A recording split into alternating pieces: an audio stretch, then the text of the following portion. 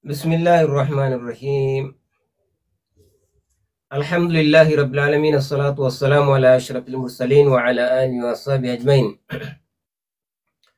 السلام عليكم ورحمة الله تعالى وبركاته. أكم ولين بين واي تربية إلماني كيس تريتني جرا أرى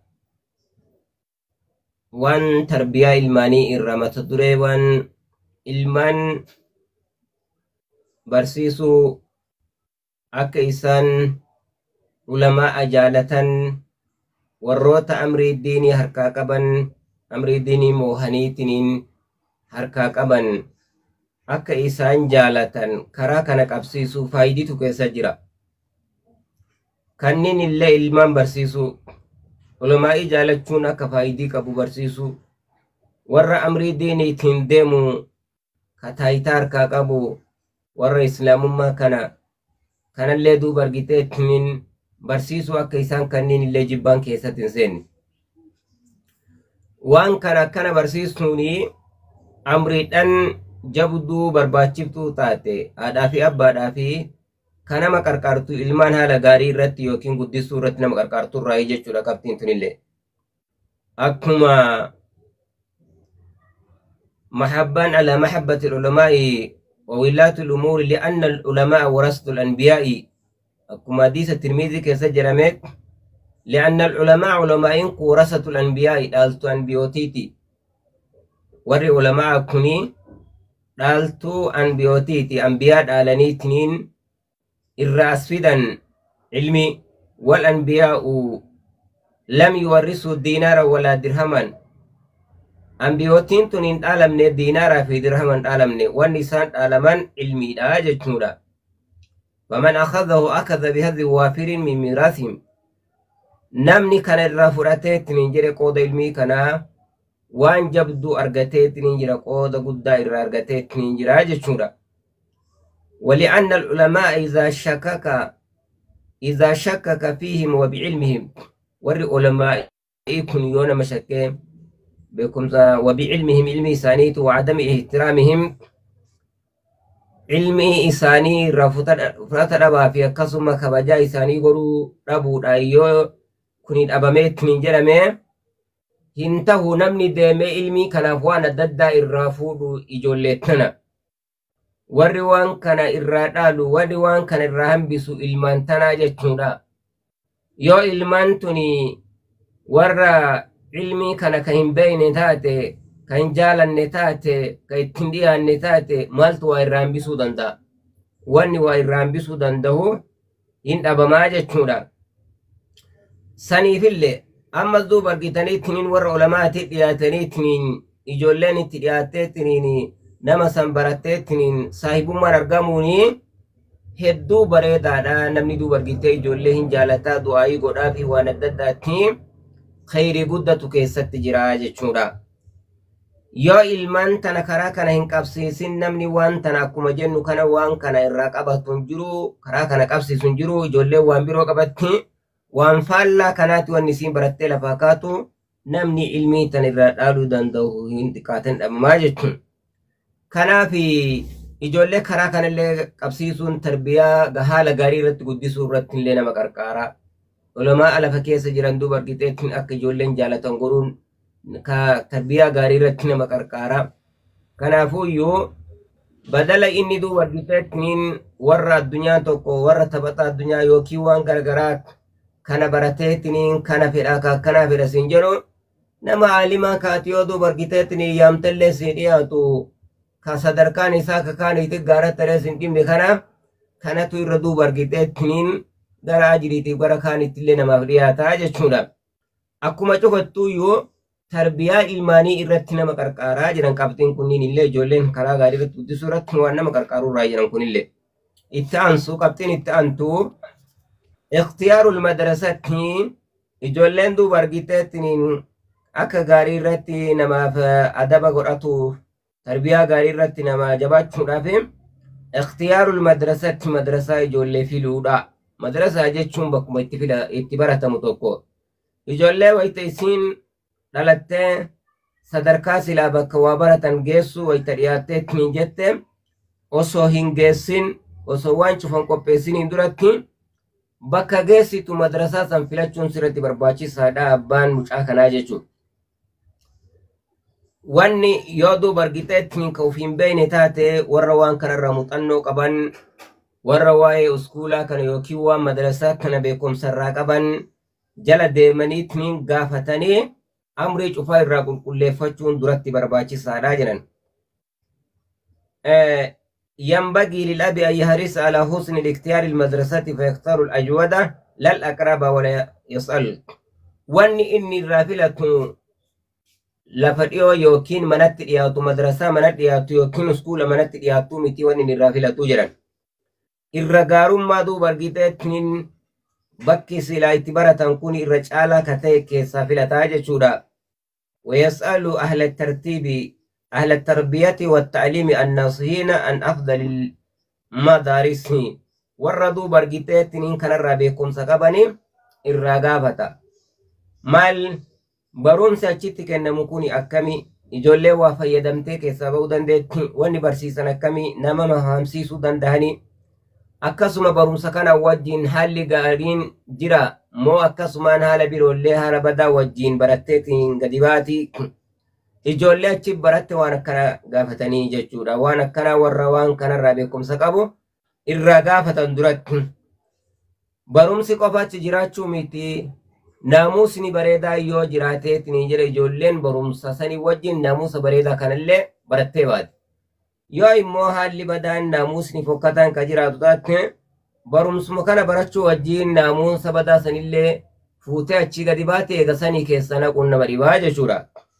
Akka akkas hin taane ijoolleen namaaf hin dhiiftu boodarratti wayita xiqqeennaa kana yoo akkasi qabatteetiin jette yoo guddatte ijoolleen waa wayita xiqqeennaa qabatte kana gallakkisuun hin jabaataa irraa durumatti eegutu iyyuu barbaachisaadha jechuun. Inni waan filatu keessatti barumsi suni jabaa ta'uu qofaa miti akkuma amma jennu kana warri waa nama barsiisu kun haalli isaanii akkam ta'uu yoo namnummaan nama waa barsiisu kun haalli isaa duuba argiteetiin kana man harkifne tahee ka tarbiyaa gaariin qabaanne taate ka waan fedhe jechuu danda'u ka waan adda addaa itti ijoollee mul'iseetiin haala badaa irra dhaaluun danda'u taate akka jenne kana dubbiin booda rakkoo tahaa jechuudha. Akkana osoo hin taaneen duratti bakka ijoollee geessan kana qo'atanii filataniitiin jechuun barbaachisaadha. Hafa gollee tahuu hafa gollee tahuu bakki dhaqan suni bakka faayidii qabdu ta'utu iyyuu dura filachuutu iyyuu irra barbaachisaadha jechuudha. Kunillee maalinni waan ijoollee haala gaarii irratti guddisuu irra nama qarqaarurraayi. Madrasaa bakka kanatti madrasaan ilmaanii hin qoodamtii jedhan. Awwalli madrasaa ilmaanii haadhaa jedhan takka jedhamtee haadhatu madrasaa tokkoffaati. Yoo haati nama tarbiyaa gaarii qabu taate ijoollee wayita isiin haala adda addaa eegalte irraa dhorgeetiin haala biroo jala qabu akkasi guddisu taate madrasaan awwalaa tolteetiin hin jirti rakkoon hin jiru. Madrasaan lammaffaa ollaa wajjin qubatanii jechuudha. Ollaa wajjin qubatan. Yoo ollaan kun nama gaarii ta'eetiin jedhe haaluma gaarii dhageetti yoo ta'u ollatti gadi baatee taphattullee ijoolleen haala badaa jechoota badaa akhlaaqa garaagaraa waan adda addaa fuudhuu hin dandeettu asiinillee maaltu jira jechuudha. Asiinillee homa gaarii dhageetti rakkoo keessan buutuu jechuudha. Madrasaan sadaffaa bakka amma jennu kana bakka deemanii bakka qur'aanaa geessan bakka uskuulaa geessan isiin sadaffaasanii jechuudha. Ijoollee bakka sadiin kanatti yoo dandamatuun argame yoo tiini amma akka jennu kun kanamaaf mijaa'u taate ijoolleen hedduu rakkoo keessan buutuu amala badaa xabiyaa fokkatu dhaaluu hin dandeettu akkuma bareedaa taateetiin lafa kaatii jedhan. Kanaaf maal barbaachisare ijoollee wayita fuula gara barsiisuutti deebi'anii waan kana ofirraa to'achuun barbaachisaadha jechuudha. Ollaan qubatanillee murteessaadha. Sababa ijoolleetii fi ollaa hamaa irraa ka'uun eeggachuun barbaachisaa akka ta'e beekuun barbaachisaadha jechuudha. Baadessanii ikhtiyaaru sadiiqi eegawwan kanaati saahiba duuba argiteettiin ijoollee filu saahiba ijoolleen tun wajjin deemtu laalu eegu. Yoo homaan argiteettiin faayidiin qabne wajjin waan amala badaa qabu tokko wajji yoo walis saahibdu ijoolleen guyyaa xiqqoon booda haala sayyoosuu wal'aachisan. Saniin booda hoo bada ana mucama san irraa waan kana dhaalte. Mucayyoma san irraa mucaan kun waan akkana arge yookiin gurbaan kun gurbaa kanarraa amala badaa kana argeettiin akkana eegale. Mucayyoon tinillee mucayyoo tanarraa haala badaa kana dhaalteettiin jette jechuma oofaa. Ijoolleen wayita waan tokko fudhatteettiin jette akkuma reef jedhe sanii keessaa waan san balleessuun akka malee ulfaataa akka akkas hin taane yoomaan durumatti bakkuma kanatti eegutu iyyuu barbaachisaadha jechuudha. Saahibni kun hedduu barbaachisaadha. Saahiba eeggachuun hedduu barbaachisaadha. Hedduu akkuma rasuulli alayhi salaatu wassalaam masalul jaliisi saalih wal jaliisi suu'i kahaamil miski wanaafiqul kiirii jedhe rasuulli alayhi salaatu wassalaam. Fakkaataan jedhe masalul jaliisi saalih fakkiin akka nama duuba argiteetiin nama gaarii wajjin taa'u taa'aa duuba argiteetiin nama saahiba gaarii wajjin taa'u والجليس السوء يكسم نما صاحبة هما وجنتاو كحامل المسك ونافق الكيريد أكنما حامل المسك أكنما شتو باتوتي في ونافق الكيري أكنما بوفا أفوفوتي بوفا جتوني نما تمتو كواتمو القلو دو برغيتي تنيني jiituu ta'amma re'eefaa yookiin olaafaa kanatti gara moggaati yookiin bakka awwasiin qabduun waan akka boobaa shambaaqoo itti godhanii akkanatti ibiddaan ittiin bakkifatti ibiddaan ittiin akka hin dhaabne jalaa ibidda kanaan itti fayyadamte. Buufaan sani akka fakkii saniitee jedhe. Amma karaan dubbii waliif fakkaataa jirtuun laal. Karaan dubbii waliif fakkaataa jirtuuni namni gaariin kuni masalul jaliisi saalihi namni gaariin nama gaarii wajjiyyoo taa'aniitinii jedhan nama gaarii wajjiyyoo taa'e namni akkanumatti osoma taa'uu haaluma gaarii isarraa argawwal yoo wayta dubbatu inni waan gaarii dubbatu waan gaarii dubbachuu isaa kana irraa xiinxalle namatti waan hamaan dubbatu waan hamtuu irraan argu wama dubbii bareedduu qofa wayta inni dubbatu irraa argan dubbima bareedduu tana arga namni isa bira taa'ee kanuma arge malee waan hamtuun agarree wayita waan hamtuu arge wayita waan gaarii arge namni gaarima santu sammuu seena malee waan bareeda santu sammuu seena malee wanni biroo mataan seentu tokko achiini lammani namni gaariin kuni namni jabaan kuni namni dhufeetiniin duuba argiteetiniin waa isa gaafate wayita waa isa gaafateetiniin jedhe waan gaarii isaa deebisaa jechuudha. Amma shittoon ittiin fakkaatuun kuni namni shittoo harkaa qabu kuni ufiinuu yoo fedhe sii diba shittoo tana sii diba yoo fedhe qalbiin isaa yoo dibuu fedhe sii diba. Akkuma nama osoo waan gaafatiin waan khayrii tokko si ajajeetii jechuufumaan. Osumaatiin gaafatiin nama khayrii tokko nama jabaadhaa nama haala gaarii jenne osumaatiin gaafatiin akkanumaan waan khayrii tokko si ajaje. Inni lammataa ati gaafatteetu duuba argiteetiniin sii hima shittoo tana naa dibi jettanii sii dibe ati kadhattee awwala ofumaan sii dibe wayita ati kadhattee sii dibu sanii akkuma nama gaafii waan khayrii tokko gaafateetiniin gaafii san waan jabduu sii deebiseetti waan bareedaadha waan bira jirtuuf ati hin gaafatte sii dibe bu'aa gaarii irraa argiteettiin jette osoo ati gaafatteetu siin dibin akkanumattu yoo laaltille haaluma gaarii irraa argite akka reef jenne karaan nama gaarii fakkeessu nama gaarii wajjin nami taa'u akka nama shittoo baatuuti jechuun ufumaan fedhee yoo sii dibe atuu kadhattee yoo sii dibe yoo siyyuu dibuu dhabe akkanumatti haaluma isaatu laaltee hooma gaarii irraa argita kun kanaan waliif fakkeessuu taate shittoon akka nama duuba argiteetiniin gorsa bareeda namaa kenne osoo atiin gaafatinu atuu gaafattuu yoo sii kennellee bu'atu jira yookaan illee akkanumattuu haala gaarii wayita irraa argitu yoo hooma gaarii irraa argite waan hamaa irraa argine waan nama gaarii wajjin taa'u. Namni buufaa wajjin taa'u immoo namni nama tumtuu ka akkasitti qalqalloo wannaan afuufu akkasitti ibidda bira taa'ee afuufu bira namni taa'e maal ta'a beekta osoo akkasitti afuufu siyuu haccuu kee tolfattee ittiin deemtu qaanqeen utaaltee sirraa gubdi. Waccuun bareedduun ati uffattee ittiin deemtu sirraa gubattee ittiin jirti ufumaan nama hamaa bira yoo teettee tiniin jette ufiinuu yookiin waan hamtuu takkasitti akkana ta'e jedhee dubbata. Yookiin dubatuu gaafatteetiin waan hamtuu takkatti si ajajee tiniin jedha. Maal ta'e jechuudha ufiin deemtee bakka hamtuu teettee ilaal huccuu ta'e suufaati tolfattee deemtu huccuun ati tolfattee deemtu siif bareedduudha miire kamati qajeela tolfattee bakka gaariidha qajeeltee tiniin deemtee achi sababa aga sibira teessaniif ibiddi irra bu'ee si jalaa gubi. Faayidiin namni hamaa wajjin jiru akkuma kabuufaa wajjin taa'u ibiddi irra bu'ee gubusanii jechuudha. Waa sirraa hammeessaa jechuudha. Yookiin gaafattee waan hamtuu si jawaabaa yookiin fiinuu waan hamtuu sitti himeetiniin akkas irraa taata. Yookaan illee akkanuma xabi'ama isaa xabi'aa fokkattuu wayita inni nama walii haasu waan adda addaa waan inni jiru irraa fuuta.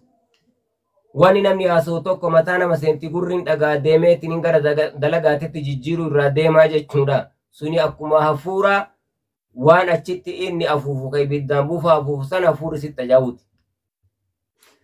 Nama gaarii bira taa'uu fi nama hamaa bira taa'u akkasii fakkeenya sanitti godhe Rasuul alayhi salaatu wassalaam saniifuu maal barbaachisa jechuudha. Saahiballee laaluu fi barbaachisa ijoollee jechuu bakkeen dubbii walii gaffitaa jiru. Saahiba nama ijoollee wajjin barattu eeguu barbaachisaa laaluu fi barbaachisaa hedduu barbaachisaadha jechuudha. Saahibni akka malee ijoollee kararraa qaba jechuudha. Maaliifuyyoo namni gariin ijoollee tana dantaa irraan qabu deemte galte baratte moo hin baranne moo maaliif jirti irraa hajaan qabu waa takka. Nama akkasii san ta'in kaati jala deemteetiin ijoolleen tun haala gaariirra na haa guddattu jettee galgala ganama jala deemtu. Nama akkanatti yoo makamteetiin jette filaasha taate. Hin hammaatti xabiyaa gaarii fudhatti jala baddi. Akka akkasiin taane maal barbaachisa? Jala deemanii too'achuu barbaachisaa jechuudha. Na'am kanatu jira jechuudha waa'ee tarbiyaa ilmaanii keessatti waan akkanaatu jira inshaallahu ta'ala karaa cufaanuyyuu haga danda'aniin jala deemanii rabbi kadhatanii yaa rabbi nuu qajeelchi jedhanii du'aa'ii tachi deebisanii garaa irraa hin muratanii akkanumatti yaadutu barbaachisaadha jechuudha. Rabbiin nama khayrii takka ifaajeetiin hin jenne hongeessu beeytanii. Hedduma ifaanyeetiin hin jenne humaa keessa argaan jirru jedha gariin. Ifaajee akkasumaan badhetti haftee jedha namni gariin. Laa taqnaxu min rahmatillahi rahmata rabbi irra garaa murachuu barbaachisu. Yoo gariillee mataa jabaattee nama dhibdee jette gariin nama qajeelun mala jechuudha. Gariin nama dhibdee gariin nama tolutu malaa jechuudha. Sanillee rabbuun itti kadhatanii akkasumatti duuba argitaniitiin yaalu barbaachisaa malee garaa irraa muratanii yoo dhiisanillee hin ta'u akka jennu san guyyaa qiyaamaa namni kun karaa kanarratti nan eeyne karaa kanarra nan gorsine haqatan akkanarra nan geessine jedhameetiniin booda akkasitti akka dubbiin namatti hin argamne ofirraa geessu barbaachisaadha. Inshaallahu ta'ala darsiin teenya kaarraa mata duree sadiin kana fakkaataa nama itti fayyadamurra rabbiin nu haa taasisu biiznillaahi ta'ala warra walii dabarseetiin bu'aa walirraa argaturra rabbiin nu haa taasisu. waan dhageeffataniif hedduu galatoomaa isinii jira. Wassalaamu alaikum warahmatullaahi ta'ala wabarakaatu.